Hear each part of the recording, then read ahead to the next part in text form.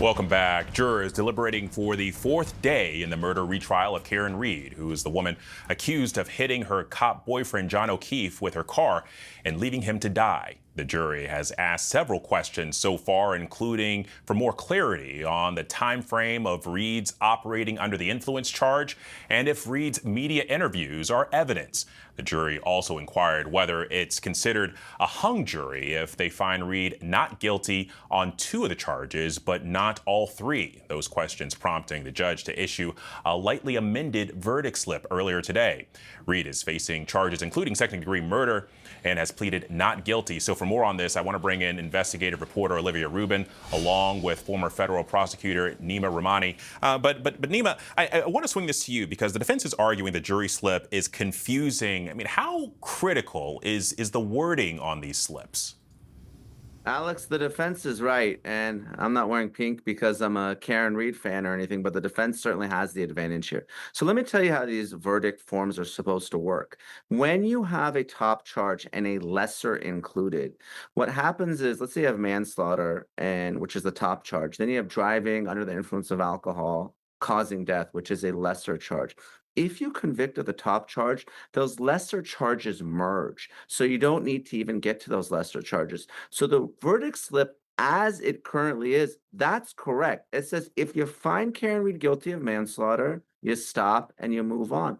But if you find her not guilty of manslaughter, then you go down to the next lesser included. And every verdict form that I've handled, and I've handled a lot of these cases as a federal prosecutor and civil plaintiff's attorney, that's how it is because jurors aren't lawyers. They don't understand this lesser included and merger rule. So the judge really should have put this in the first place. But really, the bottom line is this, Alex. Karen Reed is going to be found not guilty. I'll go on record of everything except maybe a lesser included operating under the influence or what's called DUI or DWI in most states. And this is a pretty resounding win for the defense. And she's going to walk free with little or no jail time.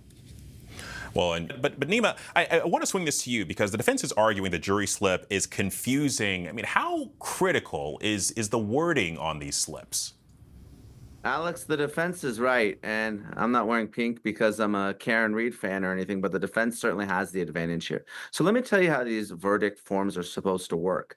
When you have a top charge and a lesser included, what happens is, let's say you have manslaughter, and which is the top charge. Then you have driving under the influence of alcohol, causing death, which is a lesser charge. If you convict of the top charge, those lesser charges merge. So you don't need to even get to those lesser charges. So the verdict slip as it currently is, that's correct. It says if you find Karen Reed guilty of manslaughter, you stop and you move on.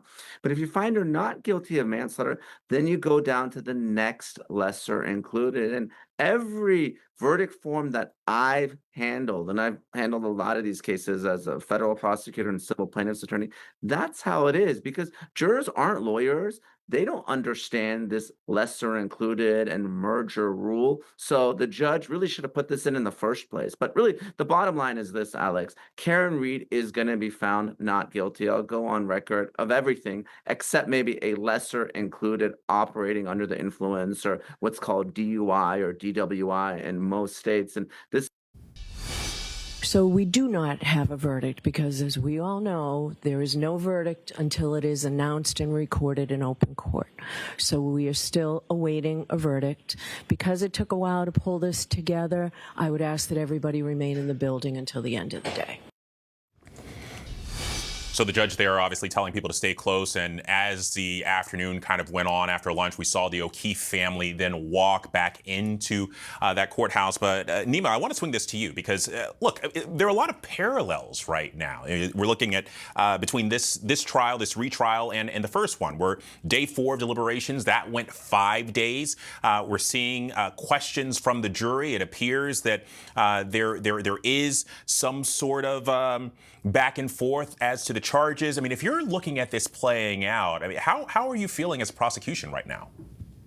Oh, I feel terrible if I'm the prosecution because this is going to be a major blow. This is nothing less than a complete and total loss. And they may get a guilty on some sort of driving under the influence, operating a vehicle while under the influence of alcohol charge. But when you're going for second-degree murder and potentially putting someone away for the rest of their life and getting a slap on the wrist, to really something Karen Reed admitted to, both to her friends, to law enforcement, even during her Dateline interviews. We all saw the video of her drinking heavily at that bar and talking about how many shots and how many doubles she was taking. And she was a .09 the very next day. So you'd have to think that was a gimme or a slam dunk. So I do think probably we're going to get the same result as we got during the first trial. Of course, during the first trial, no one bothered to poll the jurors to see if they had reached a verdict on any of the counts. They had, but it was too late. They'd already been discharged. Well, today, once that verdict is read, the jurors have already said essentially that they've reached a not guilty verdict on 2 of the counts, the murder and the leaving the scene of the accident. And they're grappling with the lesser included charges of the manslaughter. They talked about potentially reaching a verdict on number 5, which is the least serious of those charges. We'll see what that is. But Alex, if you're the prosecution here and you brought a new prosecutor in this case, if you're the Commonwealth, you didn't put Michael Proctor on the stand, who was a terrible witness, but really in terms of the investigation, in terms of the presentation, and in terms of the result, this case has been overcharged and botched from the very beginning. So it's really a black eye for the Commonwealth and the state of Massachusetts today. Well, while we're waiting for Karen Reed to come out on those court steps, and we'll come back for that, but I want to bring in Neama Rahmani, who has been following this for us from a legal perspective. And Neama, I mean, you telegraphed that this was likely going to be a bad day for the prosecution. Did you think that it was going to be this bad? I mean, we're looking at, out of the 5 charges, literally only a guilty verdict on the least of them, which is that operating under an influence of liquor. Alex, I didn't think it was going to be this bad. I mean, this was nothing but a complete and total disaster for the second time. And I've been very critical of the prosecution in this case, but I got to tip my hat to Alan Jackson and his team. Had they polled the jurors the first time, they probably would have gotten that not guilty verdict, and we wouldn't even have been in the second trial. But to get 2 sets of not guilty in 2 different cases, that is so incredibly hard for a defense attorney to do. If you're getting not guilties even 10-20% of the time as a defense attorney, you're knocking it out of the park. So the fact that they got unanimous verdicts almost across the board in both cases is really a testament to the effectiveness of their presentation and really putting the prosecution on trial. And the fact that you have so many supporters outside that courthouse tells me that they only defended this case in the courtroom, but in the court of public opinion, there are so many free Karen Reed folks, not just there in Massachusetts, but all over the country. We've been covering this case every single day on ABC because they won the PR battle as well. So really an effective presentation by the defense. They really made it a battle of the experts. They put the prosecution on trial, the Alperts and law enforcement, and the best defense is always a good offense, and it showed here today. Absolutely. And as we continue to wait for Karen Reed to come down those steps, I want to swing this back to Neama, because we're talking about how Alan Jackson is certainly elated today. But if you're the prosecution, dealing with this, multi-front approach from the defense, whether it be, the discrediting of your expert witnesses in that courthouse, or, having this trial played out in the court of public opinion. You see just how much support Karen Reed has out there. Those folks dressed in pink. We're looking at pictures of Karen Reed still inside. This was from earlier, actually, of her giving hugs to her legal team there in that powder blue suit. But I mean, what kind of challenges did the state face with this retrial?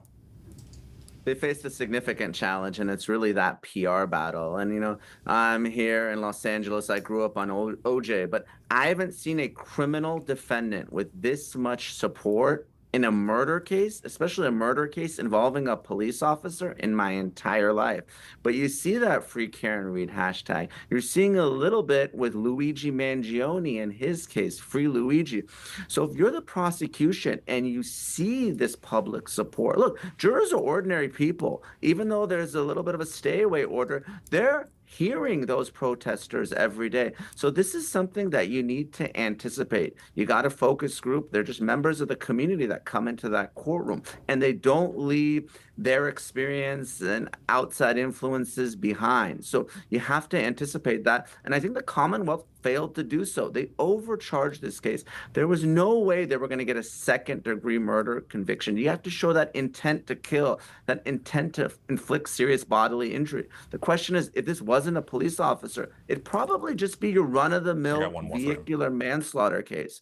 So by overcharging the case, they overextended themselves, right? Then they had nothing really to fall back on because they're trying to convince these jurors that because of rage or jealousy or this toxic relationship, that Karen Reed intended to kill John O'Keefe. They didn't have the evidence for that. They should have focused on the alcohol and the manslaughter part of the case. And then when you have Karen Reed giving interviews, when you have a documentary, really a follow through, you know that you're going to have a lot of support for her. So you have to keep your case tight. You have to keep it narrow. Focus on what you could prove by overextending themselves and not anticipating this public support and the PR battle that Alan Jackson and the defense team were waging.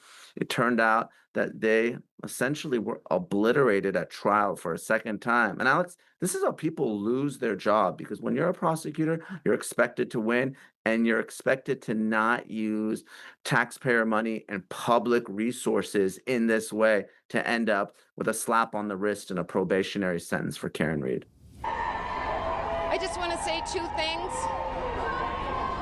Number one is I could not be standing here without these amazing supporters who have supported me and my team financially and, more importantly, emotionally for almost 4 years.